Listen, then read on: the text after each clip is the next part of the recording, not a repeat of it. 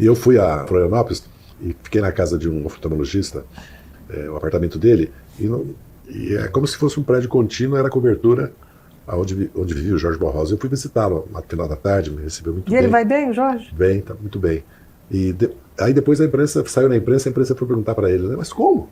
O senhor se encontrou com o Zé Dirceu do PT? Né? Ele falou, sim, desde as diretas. Nós fizemos juntas diretas. Para mostrar Ele que é um homem muito inteligente, Jorge. desde as diretas que nós fizemos, realmente nós fizemos juntos. Vamos lembrar que o Lula, quando ele foi candidato a presidente da República em 2002, nós fizemos em Minas Gerais uma aliança que todos apoiaram o Lula. Todos. Ninguém ficou fora. Aureliano Chaves no segundo turno, Aécio no segundo turno, Itamar Franco, Nilton Cardoso. Não teve... fizemos... porque um país como o Brasil, nós estamos vendo agora isso de novo, o Lula ganhou a eleição por isso de novo. Né? Derrotar, e naquela época, não era derrotar a extrema-direita, né? Era entre nós e o PSDB. Né? Havia diálogo. Era entre nós, tanto é que a transição, o Lula, o que ele fez nesses 6 meses, vale muito mais do que ele fez nos 6 meses de 2003. Porque ele enfrentou agora, não houve transição nenhuma, houve sabotagem, apagão de informações. Né? Mas ele enfrentou o 8 de janeiro. E o Estado brasileiro foi desorganizado, a administração pública foi desmontada, o Ministério da Cultura, Ciência e Tecnologia, Educação, foi desmontado. Nós fizemos uma transição, independente das divergências políticas, programáticas que nós tínhamos com o PSDB, diferente política econômica, diferente visão do papel do Estado. Certo? Antes da eleição, do Lula ter ganho a eleição, quando foi firmar o acordo com o Fundo Monetário Internacional, o presidente Fernando Henrique consultou o candidato José Serra, que era seu companheiro de partido, e foi seu ministro, e consultou o Lula. E eu fui interlocutor com o presidente sobre isso. E depois, o Pedro Parente, assim que nós vencemos a eleição, nós fizemos tanto é que depois, quando eu tomei posse na Casa Civil, eu reconheci, agradeci ele a isso, fizemos uma transição juntos. Né? Então, completamente diferente. E o país vinha de problemas, né? Inclusive a crise de 99, segunda crise cambial, o problema da inflação, do desemprego, do aumento da dívida pública, dos juros altíssimos. Né?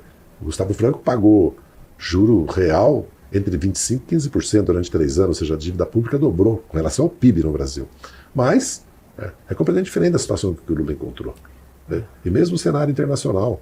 O Lula está governando o Brasil numa situação interna que não corresponde também à correlação de força no Congresso Nacional 2003 e 2004 e agora, né? 23 e como será em 24, né? Porque, na verdade, a direita, mesmo a centro-direita, tem maioria, né? Na Câmara e no Senado. O Senado menos porque o PT, o PSD e o MDB têm cerca de 40 senadores. Mas na Câmara, né, o bloco mesmo político de esquerda tem 120 deputados, 130. Agora, se unir o PT, o MDB, o PSD, dá 160. E se colocar o PDT e o PSB, dá 200 deputados. Então essa é uma boa base. Aí é questão de como construir isso. Então é uma situação, e o que nós conseguimos? Primeiro nós conseguimos a PEC da transição, todo mundo já esqueceu, mas é 200 milhões de reais para programas sociais. Isso significa ajudar a economia a crescer, porque é consumo na veia. Né? E depois agora a âncora fiscal. E fora que o Lula recuperou todos os programas sociais que nós tínhamos. E principalmente agora vai ficando claro, o prestígio e a liderança do Lula a nível mundial está trazendo 2 forças, ideias, forças e sentimentos, né? Porque a vida é assim, que é confiança e estabilidade. E outra coisa, vamos pensar o mundo de hoje. Porque nós falamos, esse país, aquele país, a maioria dos países tem 5, 10, 15 milhões de habitantes, o mercado interno é muito pequeno, não tem indústria, não tem uma agricultura desenvolvida.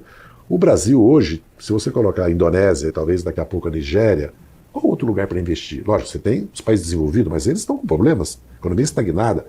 O bônus demográfico é inverso hoje, né? Estão envelhecendo, não aceitam a imigração, tem o Brexit, a Grã-Bretanha em crise, a Europa, não só pela guerra da Ucrânia, mas a Europa está enfrentando uma avalanche da direita, porque como desmontaram o estado de bem-estar social e desmontaram a classe trabalhadora tradicional, tanto nos Estados Unidos como na Europa, agora vem a consequência de tudo isso. Né?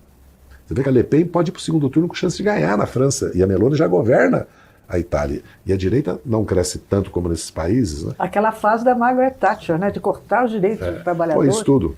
E a financiarização da economia e o poder do dinheiro sujo que esse livro mostra, o mordomo, como a Grã-Bretanha foi o grande mordomo do mundo, no sentido que todo dinheiro ilegal, todo dinheiro de guerra, todo dinheiro de corrupção, foi para lá. Todo dinheiro que quer ganhar mais dinheiro, não quer investir. Quer dizer, uma economia que estava voltada para os bancos comerciais financiar a produção, virou uma economia de financiarização para dinheiro, fazer dinheiro, né? E muito dinheiro do crime, a nível mundial, né? E a Grã-Bretanha, o livro prova, né? Não é que ele está... Quer dizer que o mundo está sequelado pelo dinheiro podre. Mas como há também uma consciência no mundo sobre a crise climática, sobre a desigualdade, sobre o risco da extrema-direita, porque se nós observarmos, já tenho falado sobre isso, na maioria dos países hoje a luta é entre a extrema-direita e a direita. A esquerda às vezes tem um papel secundário. Hoje na Alemanha, a extrema-direita fez uma eleição uma na grande Turíngia, conquista. no município, e tem quase 1/3 dos votos na Alemanha Oriental e quase 20% a nível nacional. Não fosse a Merkel ter governado 2/3 do tempo com o partido SPD, que é a social-democracia, eu acho que a direita seria mais forte. Eu acho que ela teve essa visão.